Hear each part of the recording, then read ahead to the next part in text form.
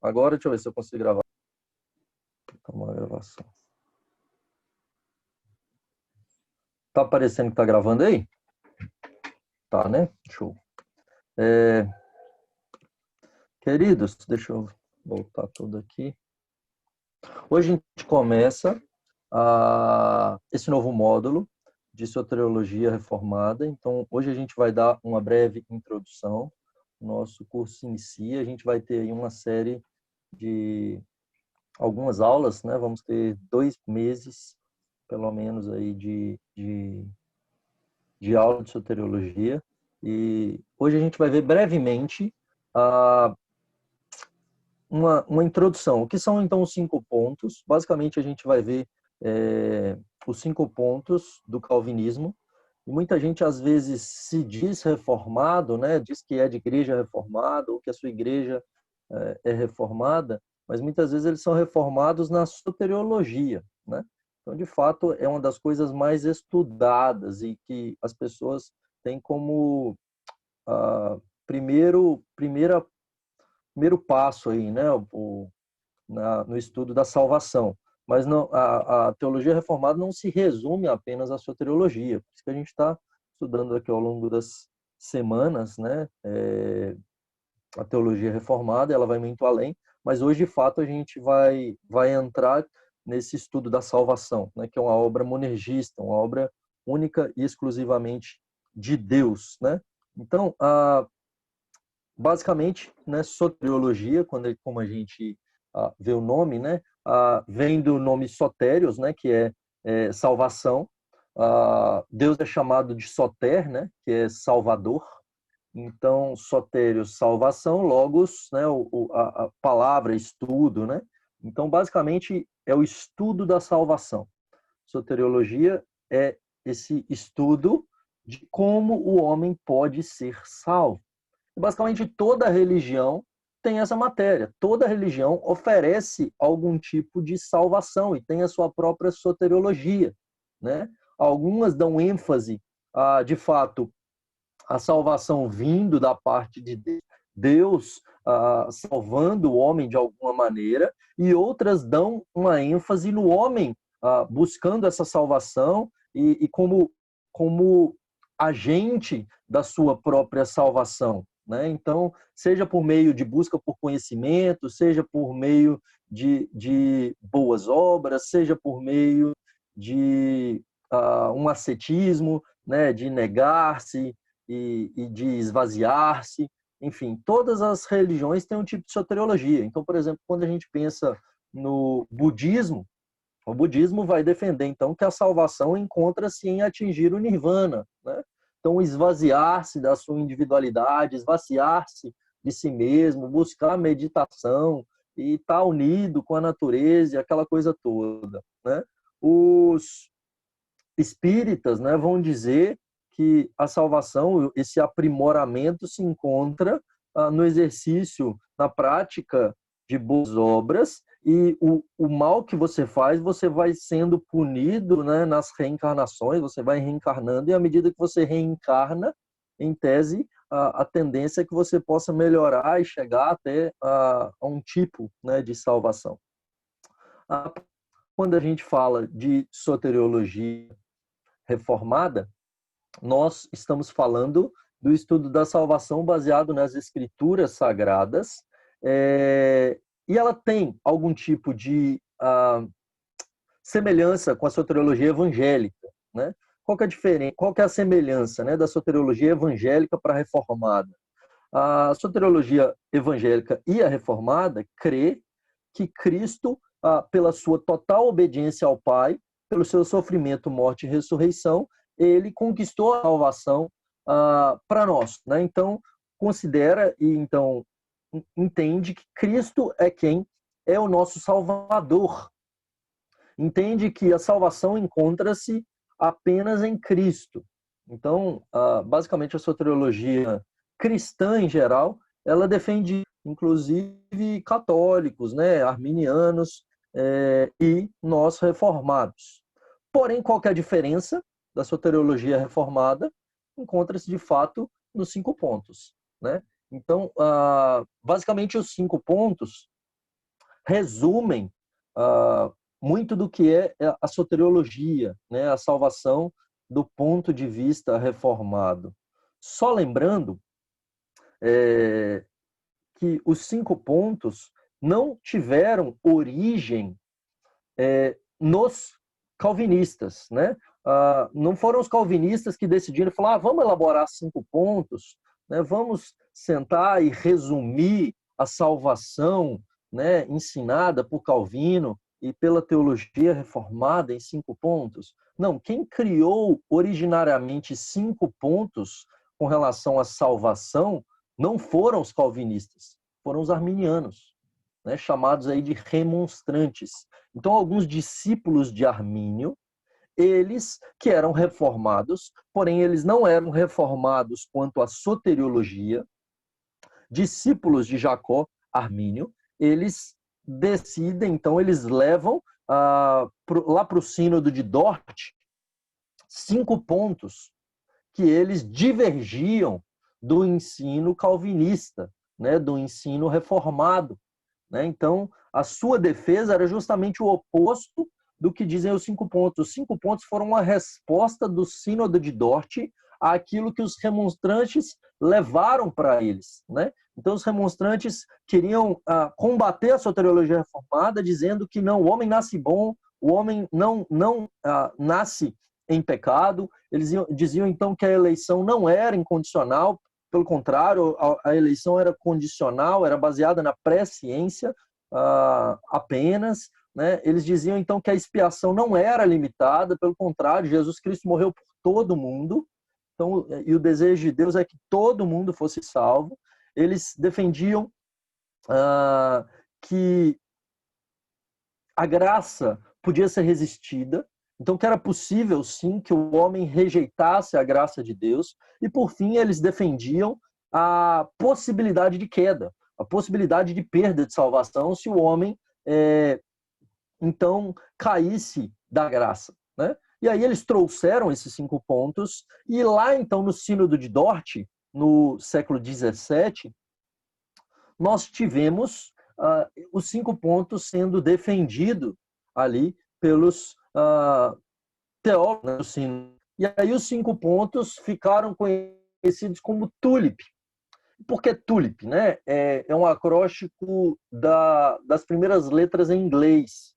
Né? Então, a total depravação, né? a unconditional, né? Election, né? Eleição incondicional, a limited, né?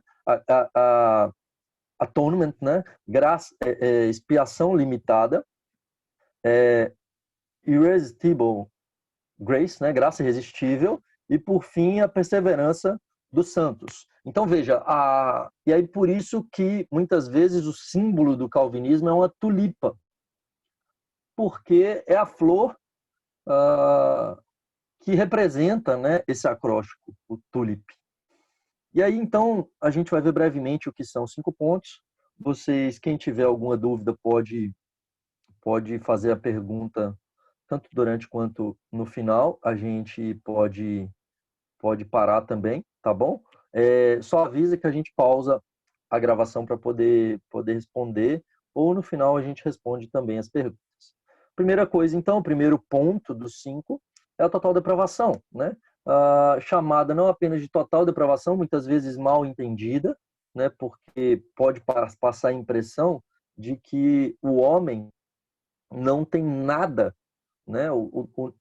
Nenhuma coisa que presta. E não é verdade.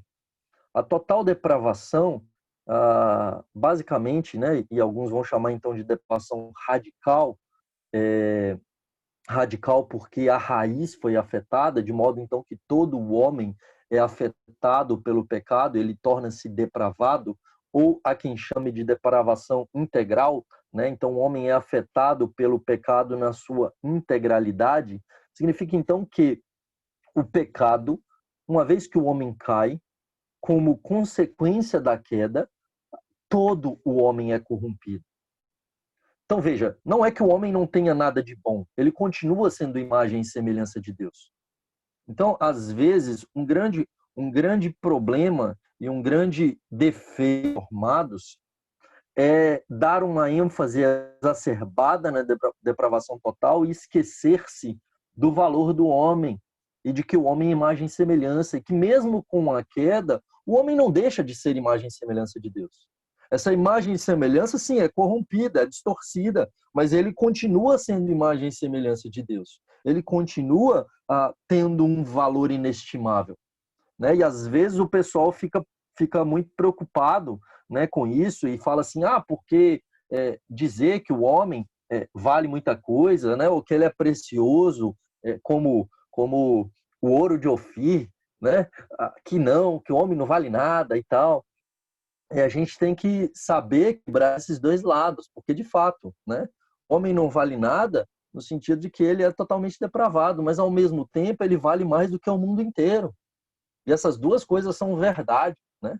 Então, a total depravação não significa que o homem não tem nada que presta.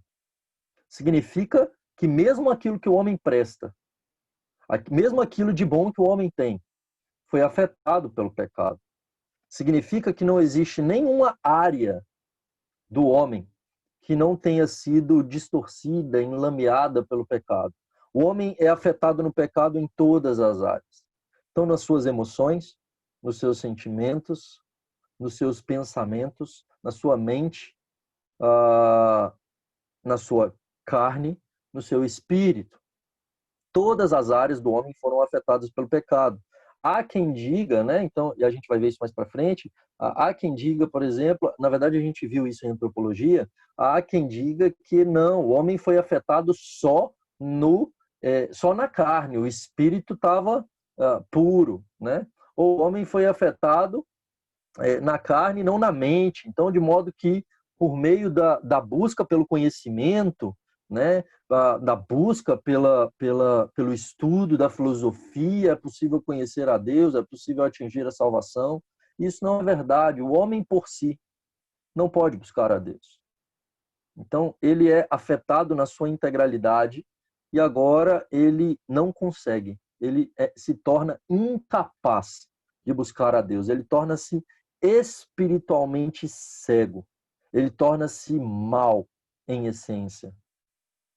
Então, ainda que ele tenha coisas boas, não é que ele não tenha. Então, o homem ainda tem um senso de justiça, o homem ainda tem uma noção de bondade.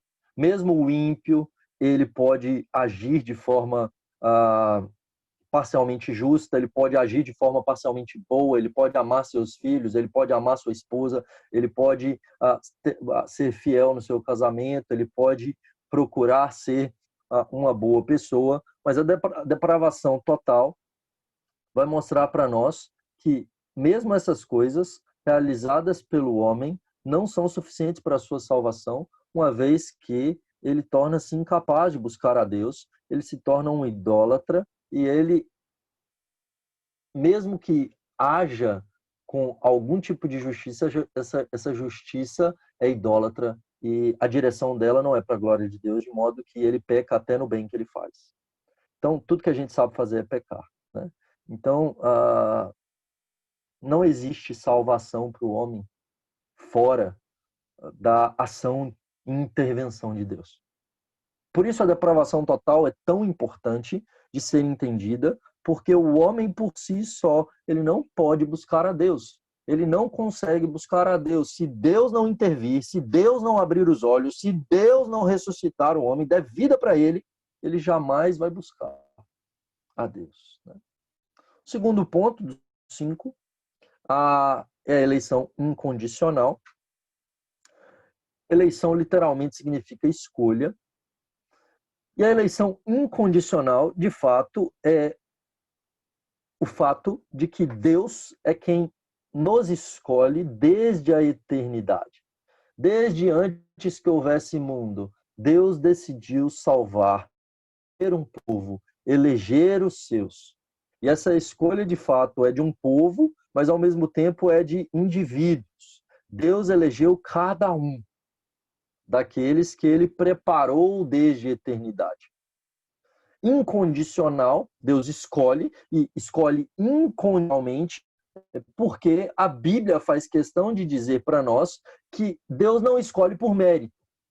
Deus não escolhe por conhecimento anterior de que nós o escolheríamos. Não é baseado em presciência. Não é baseado em fé prevista. Então, ele anteviu e falou, esse aqui vai crer, então eu vou eleger ele. Não. Ele não escolhe baseado em qualquer coisa que nós poderíamos oferecer. Pelo contrário, nós estávamos mortos, assim como todos os homens. E Deus, antes que houvesse mundo, decidiu nos dar vida. E essa escolha que ele faz entre aqueles que estão perdidos é uma escolha baseada na sua decisão soberana, incondicional. A Bíblia diz que não é baseado em obras, não é baseado naquilo que nós fazemos e não é baseado naquilo que nós pensamos ou baseado no nosso coração. Pelo contrário, a Bíblia vai dizer que a salvação é pela graça e não de obras para que ninguém se glorie. Ou seja, como Deus nos escolhe, o que nós sabemos biblicamente falando que não é baseado em mérito. Não é baseado naquilo que nós poderíamos oferecer a Deus. Deus nos escolhe baseado na sua soberania. E de forma incondicional. De forma soberana, incondicional, insondável, irrevogável. Né? A eleição, então, nos humilha. E por que muita gente não gosta da eleição incondicional? É justamente porque eles querem colocar o homem no centro, eles querem tirar a soberania de Deus, como se Deus não pudesse ser soberano na salvação. Então, aqueles que dizem que a eleição é condicional, né, ou seja, depende do homem, então Deus escolhe porque o homem escolheu, né, coloca Deus em uma situação como se ele fosse meio bipolar, né? Então, assim, ele diz assim, olha, eu te escolho se você me escolher. Eu vou gostar de você se você gostar de mim. Se você não gostar de mim, então não gosto de você. Se você me amar, eu te amo. Se você eu te odeio, né? Deus não age assim. A Bíblia diz que Deus nos amou primeiro. Por isso nós o amamos. Não é que nós amamos, então ele nos... Não é que nós escolhemos a Deus, então ele nos escolhe. Né? Deus nos escolheu quando nós estávamos mortos nos nossos delitos e pecados. Né? Essa escolha, então, é uma escolha incondicional da parte, né? Por fim, em terceiro lugar, expiação limitada, que é uma das mais rejeitadas, né? Basicamente, muita gente tem dificuldade, de modo que você vai no meio aí cristão, né? Algumas pessoas dizendo que são calvinistas de 4 pontos. Eu não entendo esse tipo de afirmação, né? Calvinista de 4 pontos, né? Então é um calvinista perneta, né? Meio capenga, mas existe, né? Que são aqueles que têm uma profunda dificuldade com essa questão de que Jesus não morreu por todo mundo. Então, a expiação limitada, literalmente é isso. Jesus Cristo morreu apenas pelos eleitos. A expiação de Cristo, objetiva na cruz, foi exclusivamente para aqueles que creem. Né? Então, a expiação limitada é também chamada de redenção particular ou redenção definida, né? Porque limitada, às vezes, é uma palavra infeliz. Né? Então, limitada, às vezes, pode dar a ideia de que ela tem limitação. E a questão não é limitação ontologicamente, né? Limitação em termos de quantitativamente, é limitada porque é definida, né? É para um número definido de pessoas. E por que então que nós defendemos a expiação limitada? Né?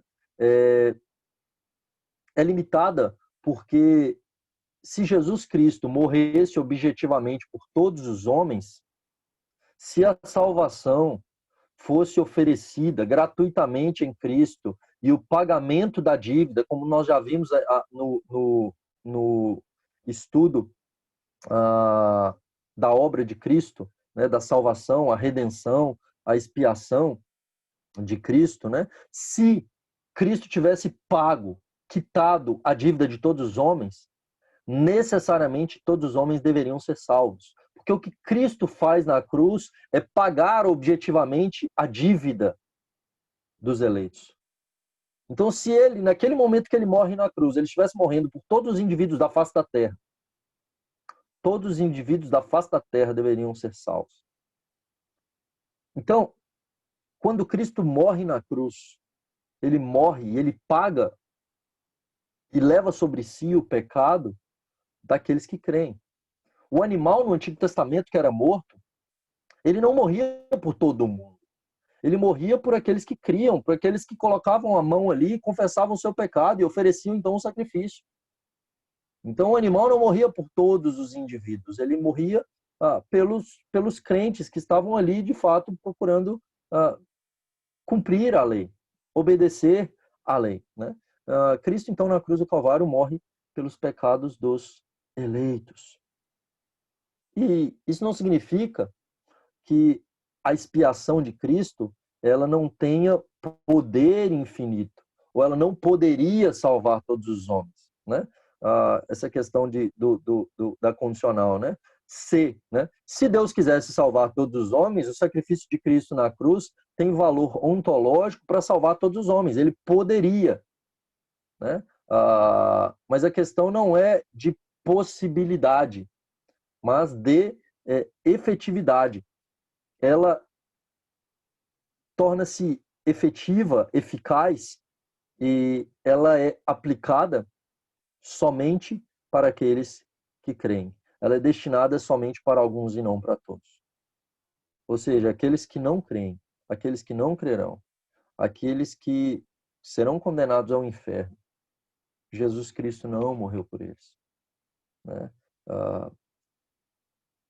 Porque ele vai dizer, né, que aqueles que o Pai me deu, de modo nenhum eu lancei fora, né? Então, e ele mesmo vai dizer na oração sacerdotal: eu não rogo pelo mundo, eu rogo por aqueles que o Pai me deu. Então, o sacrifício de Cristo é objetivo, é o pagamento de uma dívida real dos eleitos, né? Então, ele não morre por todos os homens, mas eficazmente por aqueles que serão salvos. Porque se ele tivesse morrido por todos, todos seriam salvos, né? Prosseguindo aí, graça irresistível. Basicamente é a aplicação. Veja, queridos, eu tô sendo bem superficial, justamente porque é uma introdução e a gente vai ver tudo isso ao longo das próximas semanas. Eu só quero dar um gostinho para vocês, tá bom? Para que vocês estejam conosco nas próximas semanas aí, estudando sobre a salvação, e nós veremos cada um desses pontos aí demoradamente, dentro dos textos bíblicos e tudo mais. Mas, por isso estamos vendo só de forma panorâmica, um voo bem raso, né? Mas a graça irresistível, basicamente, então, é a aplicação da doutrina da salvação no coração do homem. E quando, de fato, o Espírito Santo aplica a obra da redenção no coração do homem, quando o Espírito Santo regenera o homem, esse chamado interno do Espírito ocorre, isso é chamado de graça irresistível. Porque é quando a graça de Deus vem e dá vida. E não há como resistir, né? E há quem diga que é possível resistir, né? Mas a Bíblia vai dizer quem resistiu ao Espírito do Senhor, né? Quando Paulo, né, tá lá e Cristo diz para ele assim: dura coisa recalcitrar contra os aguilhões. Cadê, né? Cadê Paulo conseguindo resistir à graça? Cadê Paulo falando assim: não, eu não quero, não, deixa para lá. Cadê, né, o Jonas conseguindo resistir, né, dizendo, não quero. Deus o traz de volta, né? O Paulo, Deus o transforma. E o irresistível, às vezes, também não é uma boa palavra, porque pode dar a impressão de que é Deus salvando o homem indo contra a sua vontade, né? Então, como se o homem quisesse resistir e Deus arrombasse o coração do homem para salvá-lo. Não, não é isso, né? É por isso que há quem defenda como a questão da graça eficaz, né? Ou esse chamado eficaz, né? Por quê? Porque a graça irresistível, ela é irresistível justamente porque quando Deus opera a obra da salvação no coração do homem pelo seu espírito, ele muda a vontade do homem. E o homem, então, ele passa a querer a Deus. Ele antes era inimigo, ele torna-se amigo. Ele antes era cego, agora ele enxerga. Ele antes estava morto, agora ele está vivo. Então, é o Espírito Santo quem convence do pecado, da justiça e do juízo. O Espírito Santo é quem transforma o nosso coração e a gente se volta para Deus. E veja, se o Espírito Santo transforma o nosso coração, arranca o coração de pedra e coloca um coração de carne, dá um novo coração e dá vida, não há homem nenhum no mundo que consiga resistir ao Espírito do Senhor, né? Não é possível resistir. Quando Deus opera, ninguém pode resisti-lo, né? Por fim, o último ponto do calvinismo, dos 5 pontos, é a perseverança dos santos, né? Ou a preservação dos santos,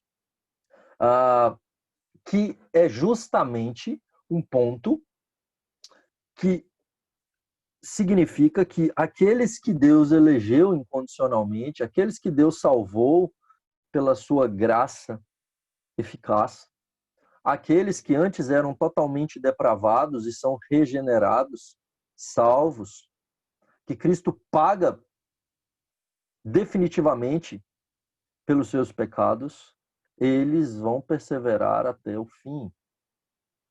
Aqueles que Deus decidiu salvar, a salvação não depende deles. Se a salvação dependesse deles, de fato eles poderiam perder a salvação.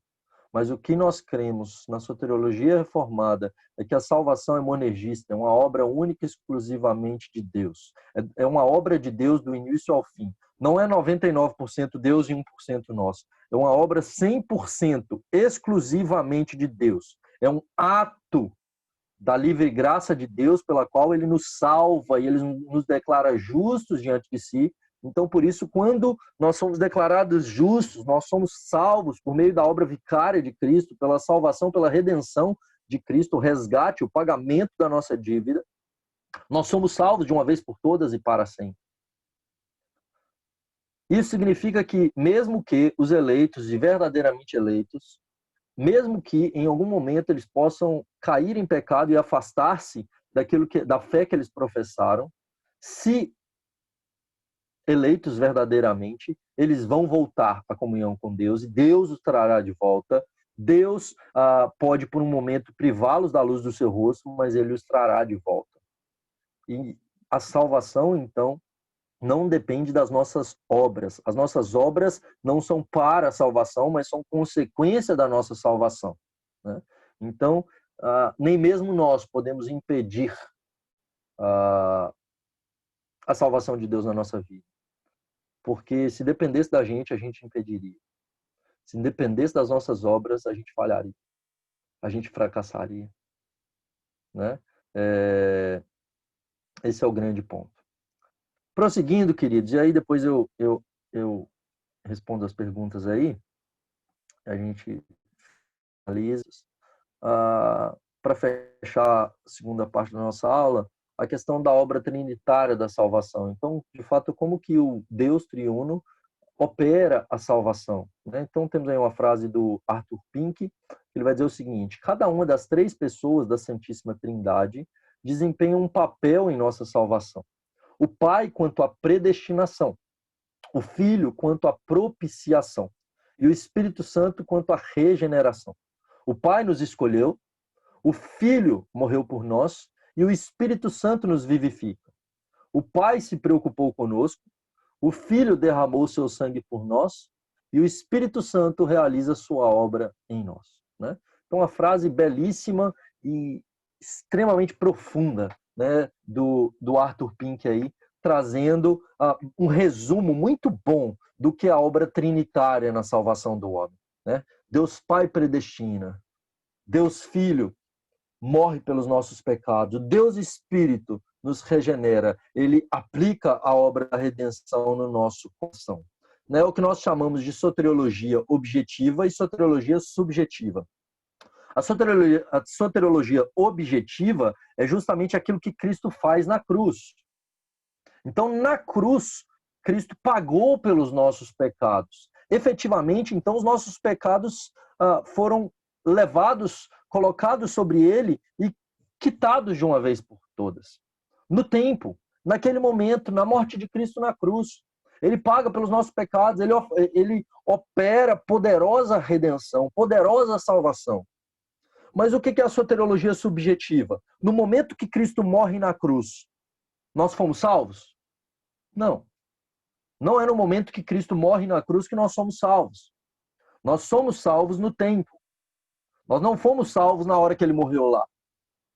Ninguém nasce salvo, a menos que Deus decida salvá-lo no ventre, como é o caso de João Batista. Deus regenerou João Batista no ventre. Mas são casos à parte, né? Quando que nós somos salvos, efetivamente? É o que Paulo vai dizer, a gente estava morto e Deus nos deu vida. Nós estávamos perdidos, nós éramos por natureza filhos da ira. Ele está falando nós quem? Os eleitos. Então nós éramos por natureza filhos da ira, mas ele nos deu vida. Então o que ele está dizendo? A gente estava condenado e a gente foi salvo. E quando que a gente foi salvo? Quando nós cremos. Quando o Espírito Santo aplica a obra da redenção no nosso coração. Então, a soteriologia objetiva é o que acontece na cruz. A soteriologia subjetiva é o que acontece dentro de nós. É quando nós nos apropriamos daquilo que Cristo fez. É quando nós, pelo Espírito Santo e o chamado interno do Espírito, cremos e somos regenerados. E os nossos olhos abrem. Né? Então, a obra da salvação é uma obra de Deus Pai, que nos elege, de Deus Filho, que morre por nós, e do Deus Espírito, que aplica a obra da redenção no nosso coração. Né? A gente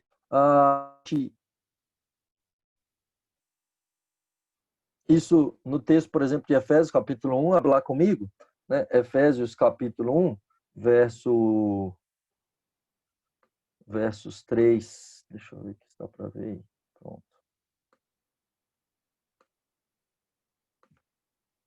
Efésios 1, verso 3, né? A gente vai ver assim, né? O Paulo, lá em Efésios, ele vai dizer: Bendito Deus e Pai de nosso Senhor Jesus Cristo, que nos tem abençoado com toda sorte de bênção espiritual nas regiões celestiais, assim como nos escolheu nele antes da fundação do mundo, para sermos santos e irrepreensíveis perante ele, e em amor nos predestinou para ele, para a adoção de filhos. Então, o que Paulo está dizendo? Que a obra da salvação é uma obra que já aconteceu desde a eternidade. No passado, Deus Pai já decidiu nos salvar. Ele nos predestinou, ele nos escolheu antes da fundação do mundo. Deus Pai, então, ele olha para nós e ele decide salvar-nos desde a eternidade, queridos. Desde a eternidade, ele pensou em mim e em você. Desde a eternidade, ele olhou para nós com um olhar gracioso. Ele nos amou. Desde a eternidade, ele decidiu nos separar. Ele decidiu nos fazer um povo de propriedade exclusiva dele. Desde a eternidade, ele decidiu que nós fôssemos seus filhos. Ele decidiu nos adotar. Ele nos planejou. Ele pensou em nós. Ele nos escolheu. E qual é o papel do filho? É, de fato, a, a cumprir a obra da redenção no tempo. Na eternidade, Deus Pai elege, no tempo, Deus Filho paga pelos nossos pecados. Nós estávamos perdidos, nós estávamos mortos, o homem pecou. Deus havia, desde a eternidade, decidido que nós fôssemos seus filhos, mas o homem afastou-se da sua presença, o homem virou as costas para o Redentor, o homem caiu em desgraça, o homem caiu no pecado e tornou-se, por natureza, filho da ira, merecedor da condenação. E o que ele faz? Por meio de Cristo, segundo o beneplácito da sua vontade, para louvor da glória de sua graça, que ele concedeu gratuitamente, pela graça, por meio de Cristo. Ele é a nossa redenção. Ele derramou seu sangue por nós. Ele pagou pelos nossos pecados. Então veja que aqui, então, no tempo, ele mostra para nós a obra de Deus, a salvação. Ele é a redenção. Ele é o resgate. A palavra aqui ligada à questão comercial. Ele é o resgate pelos nossos pecados. É o resgate mediante pagamento de uma dívida. Deus Filho, no tempo e na cruz do Calvário, ele paga a nossa dívida. Ele é o sacrifício substitutivo. Pelo seu sangue, ele derrama o sangue no nosso lugar. Sem sangue não há remissão de pecados. Ele é quem morre vicariamente, substitutivamente no nosso lugar e paga a nossa dívida e nos salva por meio de Cristo. E, por fim, ele vai dizer, do verso 13 e 14, da obra do Espírito Santo, em quem também vós, depois que ouviste a palavra da verdade, então depois do chamado externo, né, o evangelho, então o chamado da palavra e o chamado interno. Ele vai dizer, vocês foram chamados pela palavra, mas quem aplicou a obra da redenção no coração de vocês foi... Ele vai dizer, tendo nele crido, fostes selados. Então é porque vocês foram selados que vocês creram. O que acontece para que a gente possa entender a palavra, porque o homem pode ouvir a palavra tantas vezes quantos ele seja exposto a ela, mas ele só crerá quando o Espírito Santo trouxer iluminação ao seu coração, quando o Espírito Santo abrir os seus olhos, quando o Espírito Santo trocar o coração de pedra e colocar nele um coração de carne, quando o Espírito Santo der vida a ele. É o que acontece lá no Vale de Ossos Secos, em Ezequiel capítulo 37. Ele vai dizer assim, profetiza para esse vale. E é isso que acontece quando nós pregamos para aqueles que estão mortos em delitos e pecados. É como se estivéssemos profetizando para um vale de ossos secos. E nós não podemos dar vida para um vale de ossos secos. Por mais que a gente possa ter a melhor pregação, a melhor retórica, usar da maior emoção, chorar e fazer e acontecer, e descer do céu e fazer chover milagre, a gente não pode gerar vida no coração de ninguém. Isso é uma obra do Espírito. Ele é quem aplica a obra da redenção no coração do homem. Ele é quem regenera. Ele é quem, então, é o penhor da nossa herança. Nós, então, recebemos o selo, a garantia da nossa salvação, né, para o louvor da glória, da graça de Deus. Louvado seja o nome do Senhor. Na eternidade, o Pai marca para a salvação. Ele escolhe para a salvação. Na cruz, o Filho nos compra. Ele nos resgata e garante a nossa salvação. No nosso coração, então na eternidade, na cruz, e no nosso coração, no tempo em que vivemos, o Espírito Santo opera a obra da regeneração no nosso coração. Ele aplica a obra da redenção, da salvação no nosso coração. Então, a salvação é uma obra exclusivamente trinitária, uma obra da Trindade, não uma obra de um ou de outro. Para a gente fechar, a obra da salvação, então, em primeiro lugar, é soberana, né? Romanos 9, 21 a 23, né? Diz assim, Romanos 9, 21 a 23, veja o que diz a palavra do Senhor. Ou não tem o oleiro direito sobre a massa para do mesmo barro fazer um vaso para honra e outro para desonra? Digamos, pois, se Deus, querendo mostrar a sua ira e dar a conhecer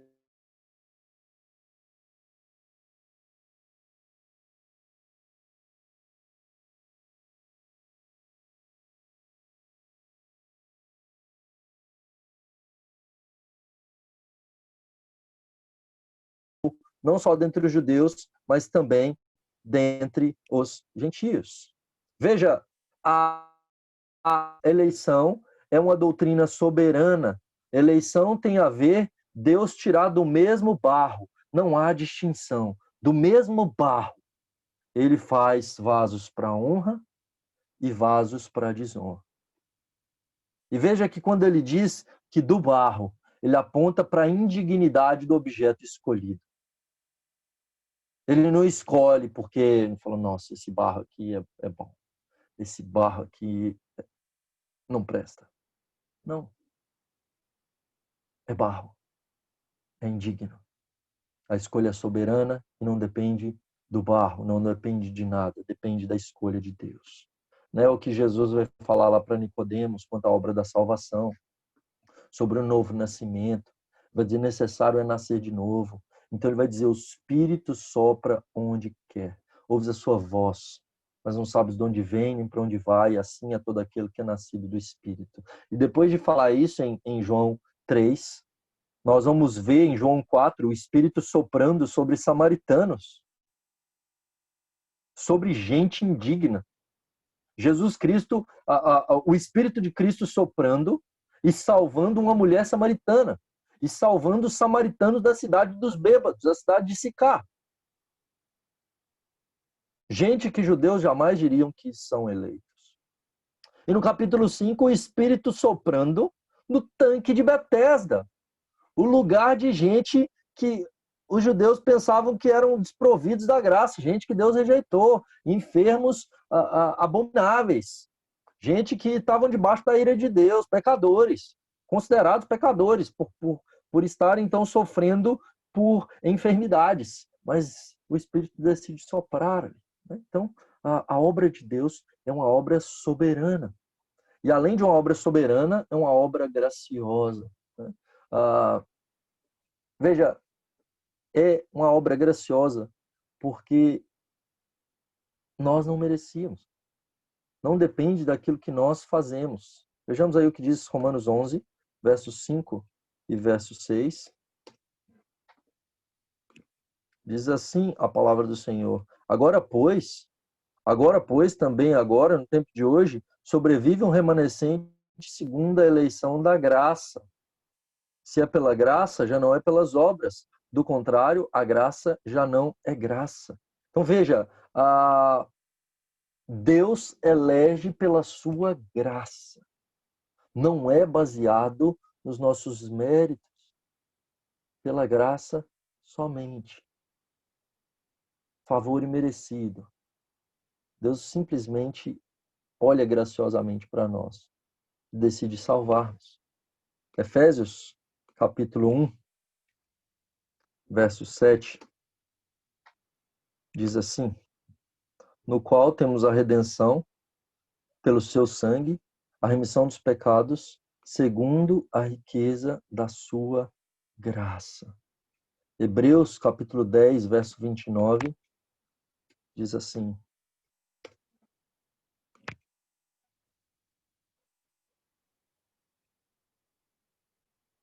de quanto mais severo castigo julgai vós, será considerado digno aquele que calcou os pés do Filho de Deus e profanou o sangue da aliança com o qual foi santificado e ultrajou o Espírito da graça.